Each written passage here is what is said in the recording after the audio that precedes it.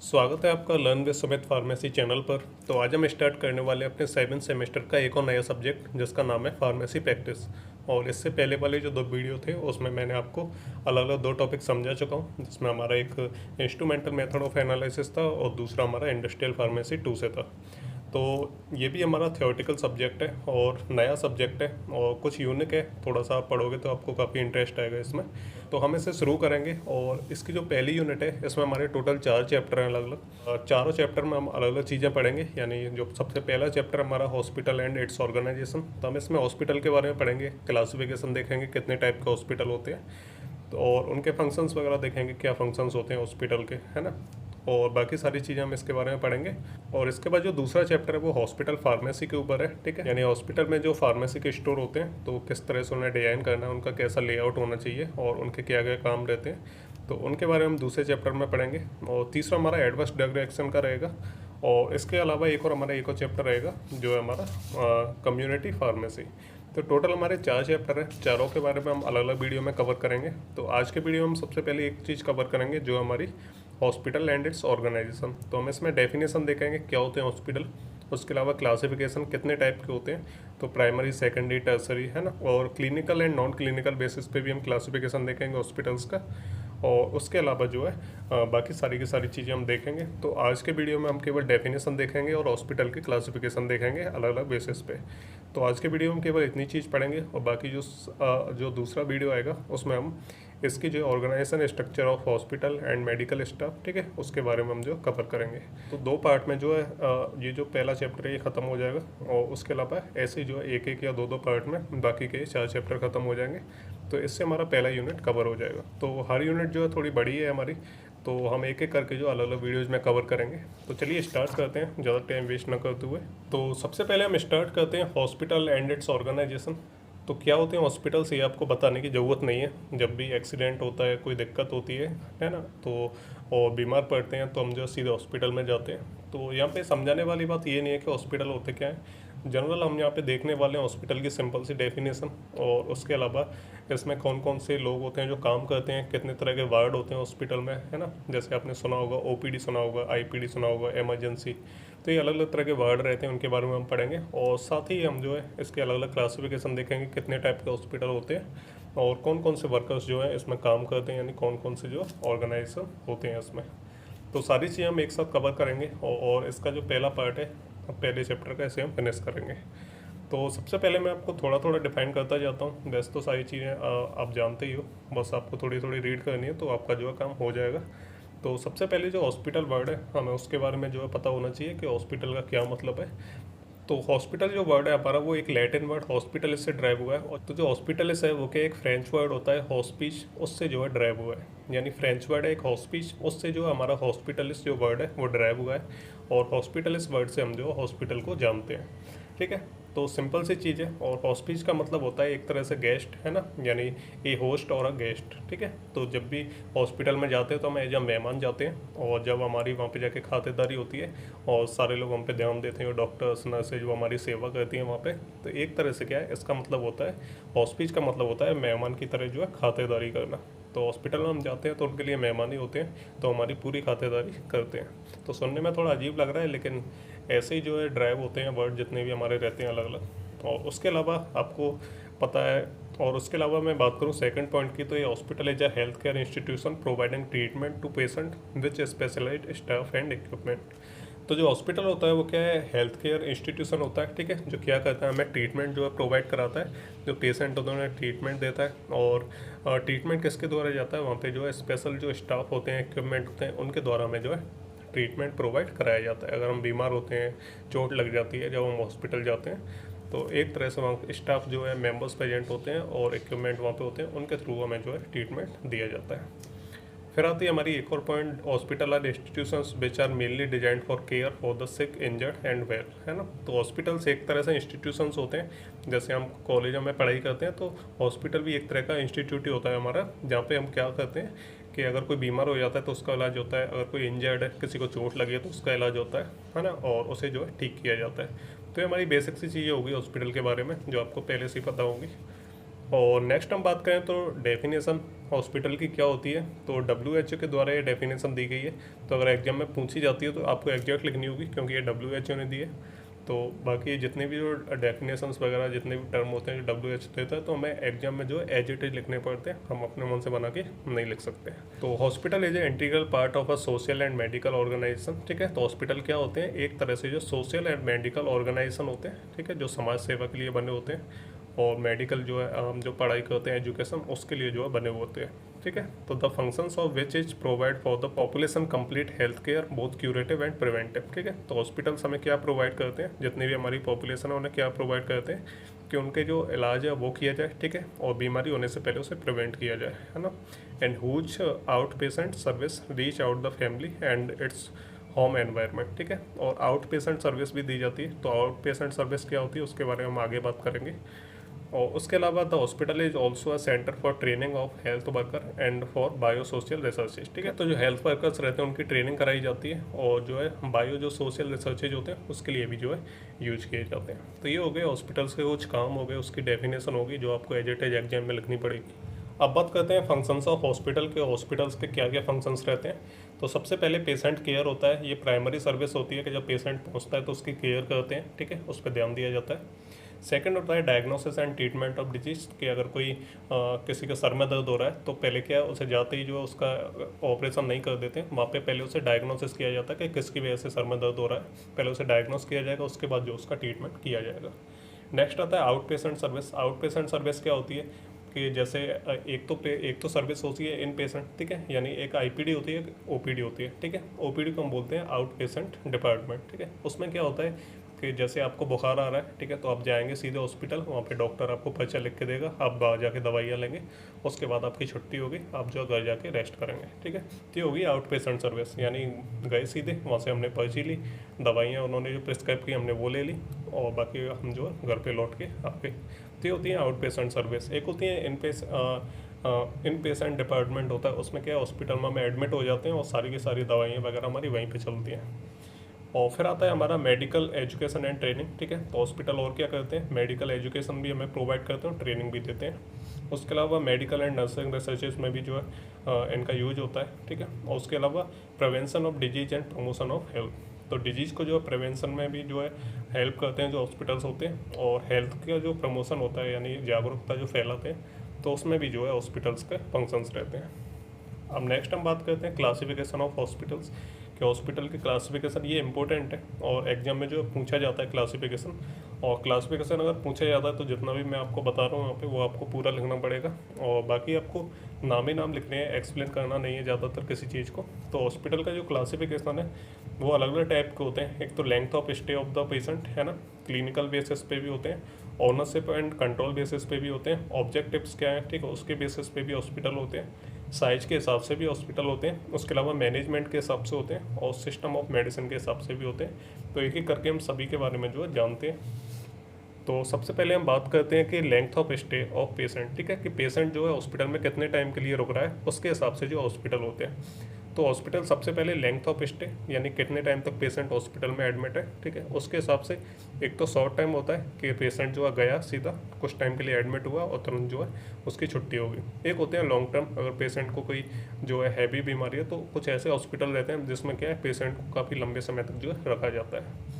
दूसरे होते हैं क्लिनिकल बेसिस पे स्पेशलिटी, तो एक तो होते हैं जनरल, एक होते हैं स्पेशलिटी, ठीक है। तो कई कई हॉस्पिटल आपने देखे होंगे कि जिसमें सब तरह के जो डॉक्टर आते हैं, वहाँ पे हार्ट का भी आपका इलाज होता है, ब्रेन का भी होता है, आइज का भी होता है, किडनी का भी ऑपरेशन होता है, यानी सब तरह का इलाज जो वहाँ पे होता है। और एक होते हैं स्पेशलिस्ट, ठीक है, जिसमें क्या है केवल हार्ट का इलाज होता है या फिर केवल कैंसर का ही इलाज होता है, यानी एक बीमारी के लिए पर्टिकुलर हॉस्पिटल होते हैं, उसे हम स्पेशल जो हॉस्पिटल बोलते हैं, ठीक है।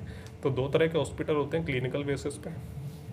फिर आते हैं हमारे बेस्ड ऑन ऑनरशिप, ठीक है, कि उसके ऑनरशिप के हिसाब से। तो पहले होते हैं हमारे पब्लिक हॉस्पिटल जो गवर्नमेंट चलाती है, ठीक है, जिसमें पूरी जो पॉपुलेशन जो है कहीं से भी इंसान उसमें एडमिट हो सकता है आके, पब्लिक के लिए होते हैं। फिर होते हैं वॉलेंटरी जो प्राइवेट हॉस्पिटल्स रहते हैं, ठीक है। फिर आते हैं हमारे वॉलेंटरी नर्सिंग होम्स, ठीक है, जो छोटे रहते हैं। नर्सिंग होम मतलब वो छोटे रहते हैं, यानी रहते तो प्राइवेट है लेकिन वो छोटे नर्सिंग होम रहते हैं। उसके अलावा कॉरपोरेटिव हॉस्पिटल होते हैं जिन्हें कोई बड़ी संस्था चलाती है, जैसे आपने नाम सुना होगा अपोलो हॉस्पिटल, वेला हॉस्पिटल। ये क्या है, बड़ी बड़ी जो कंपनीज हैं, संस्थाएं हैं, वो इसे चलाती हैं, तो ये भी एक तरह से प्राइवेट होते हैं।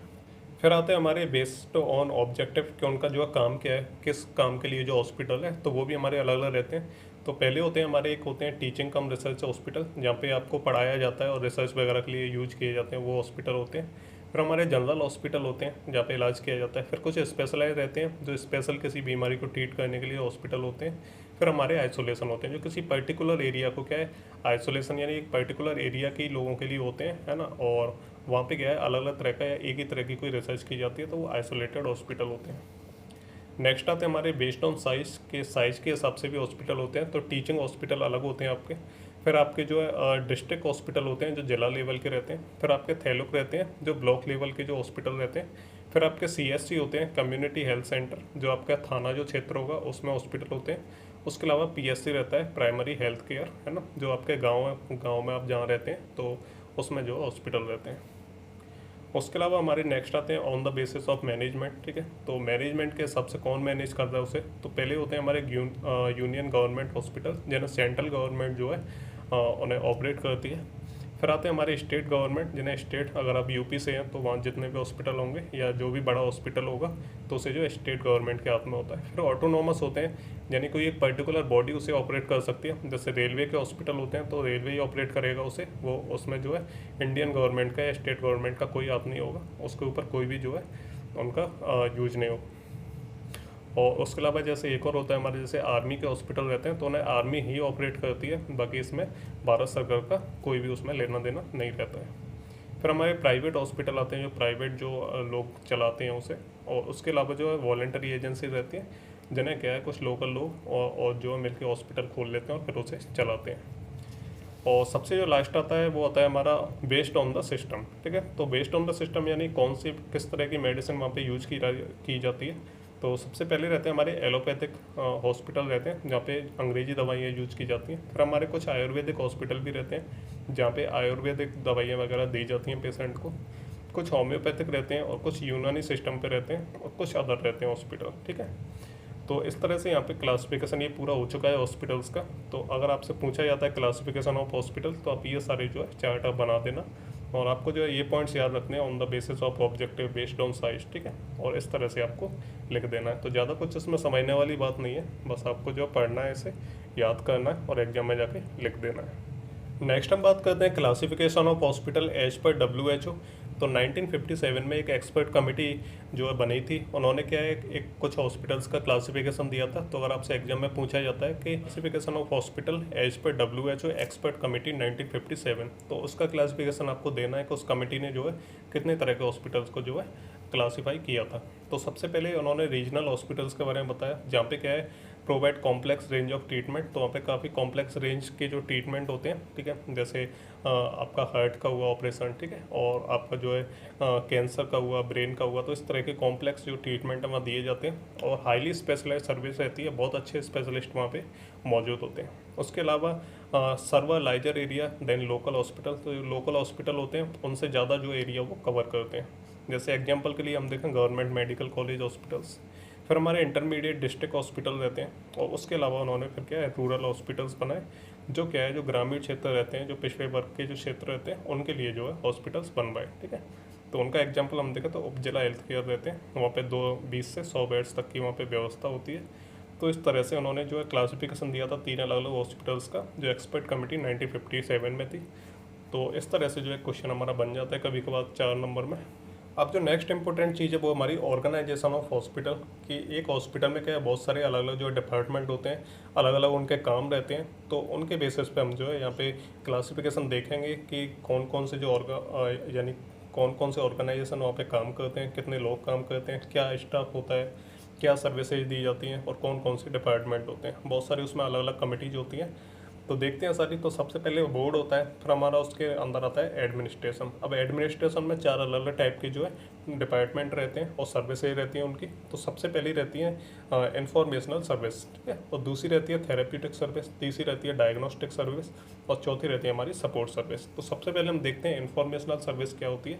तो एक तरह से सूचना पद्धति को संभालना, यानी डॉक्यूमेंटेशन वगैरह का काम रहता है इनका। तो जैसे कोई पेशेंट आया तो उसका एडमिशन करना, उसकी बिलिंग और पैसे वगैरह उससे कलेक्ट करना, है ना। और फिर जो है हेल्थ एजुकेशन उसे प्रोवाइड करना, मेडिकल रिकॉर्ड्स उसके संभालना, है ना। उसके अलावा इंफॉर्मेशन सिस्टम होता है उनके पास, और उसके अलावा जो है ह्यूमन रिसोर्सेज। तो ये सारी चीज़ें जो है इंफॉर्मेशनल सर्विसेज के अंदर आती हैं। फिर आती है हमारी थेरेपेटिक सर्विस, यानी इलाज करने वाला एक डिपार्टमेंट रहता है, तो उसमें स्पेशलिस्ट रहते हैं, डॉक्टर्स रहते हैं, फार्मासिस्ट रहते हैं, ठीक है। तो ये सारे जो है थेरेपेटिक सर्विसेज में आते हैं। तो इसमें हमारे होते हैं फिजिकल थेरेपी देने वाले अलग स्पेशलिस्ट रहते हैं, ऑक्यूपेशनल थेरेपी, स्पीच लैंग्वेज, है ना, और पैथोलॉजिकल, उसके अलावा रेस्पिरेटरी थेरेपी देने वाले जो स्पेशलिस्ट रहते हैं। फिर उसके अलावा medical physiology, social services, pharmacy, dietary, sport medicine, nursing. तो अलग अलग तरह के जो है जो लोग होते हैं वो इसे सब संभालते हैं। जो स्पेशलिस्ट रहते हैं, डॉक्टर्स रहते हैं, फार्मासिस्ट रहते हैं, तो वो ये सारे काम करते हैं। उसके अलावा फिर आता है हमारा डायग्नोस्टिक सर्विसेज, यानी जहाँ पे जांच की जाती है, आपकी डायग्नोसिस की जाती है डिजीज़ की। तो पहले रहती है हमारी मेडिकल लेबोरेटरी जहाँ पे जांच की जाती है। उसके अलावा इमेजिंग एक्सरे वगैरह रहता है, इमरजेंसी मेडिसिन के लिए वहाँ पे अलग रहता है उसका डिपार्टमेंट, और कार्डियोलॉजी का अलग रहता है, न्यूरोलॉजी की जो जांच वगैरह करनी है, तो उन सभी की क्या है डायग्नोस्टिक सर्विस वहाँ पे प्रोवाइड कराई जाती है।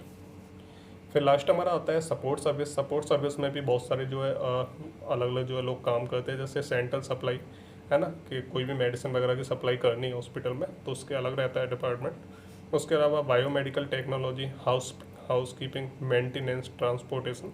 तो इस तरह के काफ़ी सारे जो लोग होते हैं वो अलग अलग काम करते हैं वहाँ पे, और अलग अलग स्पेशलिस्ट होते हैं वो इलाज करते हैं। डायग्नोस्टिक जो सर्विसेज रहती है वो अलग रहती हैं। तो ये हो गई, अगर एग्जाम में पूछा जाता है तो इस तरह का आपको चार्ट बनाना है और इस तरह से आपको लिख देना है, तो आपको जो पूरे नंबर मिल जाएंगे। ओके, तो अब बात करते हैं कितने तरह के डिपार्टमेंट होते हैं हॉस्पिटल में। जैसे आपने ओपीडी, इमरजेंसी वार्ड आपने देखे होंगे अलग अलग हॉस्पिटल में, आप अगर कभी गए होंगे। तो यहाँ पे क्या है, सबसे पहला रहता है आउट पेशेंट डिपार्टमेंट, जिसे हम ओपीडी बोलते हैं। तो आउट पेशेंट का मतलब रहता है कि एक अलग से वहाँ पे जो बाहर के साइड जगह रहती है, ठीक है। तो वहाँ पे क्या है, कोई भी पेशेंट आता है तो हॉस्पिटल में उसे एडमिट नहीं किया जाता है। अगर आपको सिंपल बुखार है तो ऐसा तो है नहीं कि आपको सीधे हॉस्पिटल में एडमिट कर लिया जाएगा।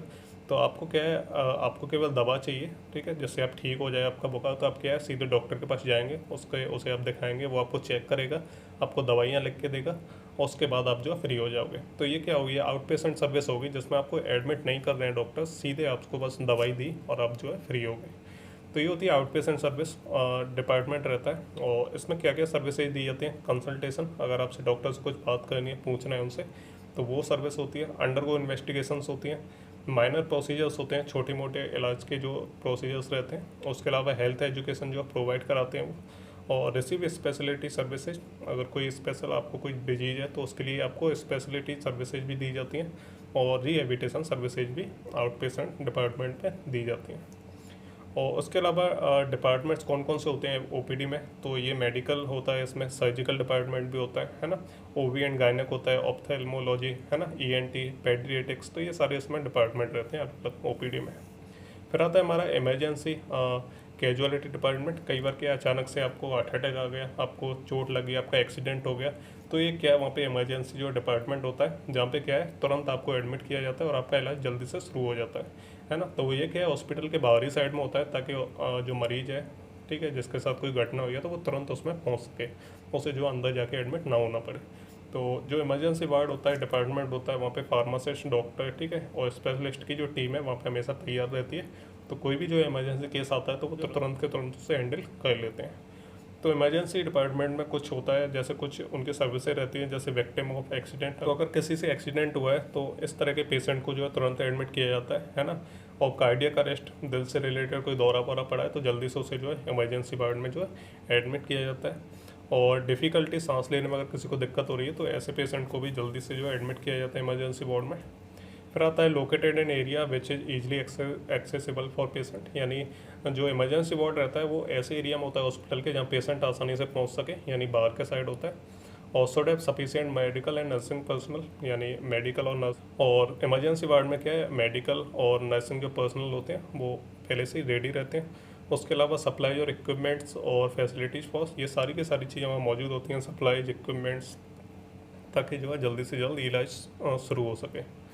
और फिर आता है हमारा इन पेशेंट, ठीक है। तो इन पेशेंट में क्या है, पेशेंट को एडमिट किया जाता है, फिर उसके अंदर ही अंदर जो है दवाइयाँ वहाँ पे चलती रहती हैं, नर्सेज उसे आके देखती हैं, चेक करते हैं डॉक्टर्स, ठीक है। तो ये होती है इन पेशेंट सर्विस, जैसे हम आईपीडी भी बोलते हैं। तो ये होगी। तो यहाँ पे ये सारी चीज़ें यहाँ पे दी हुई हैं जो आपको पढ़नी है, जैसे patient who requires continuous medical care. तो ऐसे पेशेंट जिन्हें क्या है, जिनका लंबा इलाज चलना है, उन्हें कोई ऐसी बीमारी है जिसके लिए उन्हें एडमिट होना पड़ता है, ठीक है। और अगर हम बात करें कि कितने टाइम तक उन्हें रुकना रहता है आईपीडी में, तो हो सकता है कुछ दिन के लिए, कुछ हफ्तों के लिए, कुछ महीनों का भी जो है डायग्नोसिस चल सकता है, ट्रीटमेंट चल सकता है ना। और बाकी सारी चीज़ें उसमें केयर वगैरह की जाती है, नर्सेज वगैरह वहाँ अवेलेबल होती हैं, ठीक है। तो ये होगी हमारी इन पेशेंट सर्विस। और बात करें कि आईपीडी में क्या क्या सर्विसेज जो दी जाती हैं, तो डाइटरी डिपार्टमेंट होता है, फार्मेसी, ठीक है, और अदर पैरामेडिकल सर्विसेज भी दी जाती है, जैसे रेडियोलॉजी, लेबोरेटरी, ठीक है। फिर आता है हमारा नर्सिंग डिपार्टमेंट, ठीक है। नर्सिंग डिपार्टमेंट में क्या है, consist of nursing services and nursing education, ये बहुत ही इंपॉर्टेंट होता है, ठीक है, जो क्या है मरीज़ की जांच करते हैं, समय समय पे आके उसे देखते रहते हैं। तो ये बहुत ही जो इम्पोर्टेंट डिपार्टमेंट है, ठीक है। तो नर्सिंग सर्विसेज में क्या है, मोस्ट इंपॉर्टेंट डिपार्टमेंट है। इसका एक हेड होता है जिसे हम नर्सिंग ऑफिसर बोलते हैं और नर्सिंग सुपरिटेंडेंट बोलते हैं। इसके अलावा भी कुछ अदर पर्सनल होते हैं, जैसे असिस्टेंट नर्सिंग सुपरिटेंडेंट, उसके अलावा nursing supervisors, head nurses, staff nurses, ठीक है। और जितने भी वहाँ पे नर्सेज हैं, तो उनकी जो प्रोसेस होती है रजिस्ट्रेशन वगैरह की, वो कंप्लीट होती है और उनके पास एक लाइसेंस होता है प्रैक्टिस करने का, ठीक है। और बात करें फिर पैरा मेडिकल डिपार्टमेंट की, तो पैरा मेडिकल में क्या है, रेडियोलॉजी, ठीक है, जो क्या है, क्या करते हैं, एग्जामिनेशंस करते हैं ये। तो रेडियोलॉजी में क्या होता है कि रेडियोलॉजिकल एग्जामिनेशन और ट्रीटमेंट किया जाता है, पेशेंट को दिया जाता है, प्रोवाइड किया जाता है। उसके अलावा जो है सेफ्टी प्रिकॉशंस वगैरह, ये सारी चीज़ें जो है जो पैरा मेडिकल डिपार्टमेंट होता है वही सारी चीज़ें संभालता है। उसके अलावा कुछ और अदर डिपार्टमेंट होते हैं, जैसे एडमिनिस्ट्रेटर अकाउंट्स, ठीक है, जो अकाउंट्स वगैरह को संभालते हैं, एडमिशन करते हैं यानी पेशेंट को जो एडमिट करते हैं। उसके अलावा हाउस कीपिंग, जो साफ़ सफाई वाले लोग रहते हैं, मेंटेनेंस देखते हैं, मेंटेनेंस देखते हैं कोई चीज़ टूटी वूटी तो नहीं है, ठीक है, और बाकी वहाँ पे सारी की सारी कोई नुकसान तो नहीं है बिल्डिंग वगैरह में, तो मेंटेनेंस। इसके अलावा CSSD और लॉन्ड्री डिपार्टमेंट भी रहता है, जो कपड़े वपड़े धुलाई करते हैं। तो ये हो गया हमारे हॉस्पिटल और उसके ऑर्गेनाइजेशनल। तो ये इसका जो पहला टॉपिक है, यानी जो पहला चैप्टर है पहली यूनिट का, ये उसका आधा हिस्सा कवर हो गया है, ठीक है। और इसके अलावा जो है इसका थोड़ा सा पार्ट और बचा है, जैसे हम अगली वीडियो में कवर करेंगे। तो कैसी लगी आपको ये वीडियो, को समझ में नहीं आया तो कमेंट करके ज़रूर पूछ लेना। और मिलते हैं अगली वीडियो में अगले लेक्चर के साथ। तब तक के लिए goodbye and take care.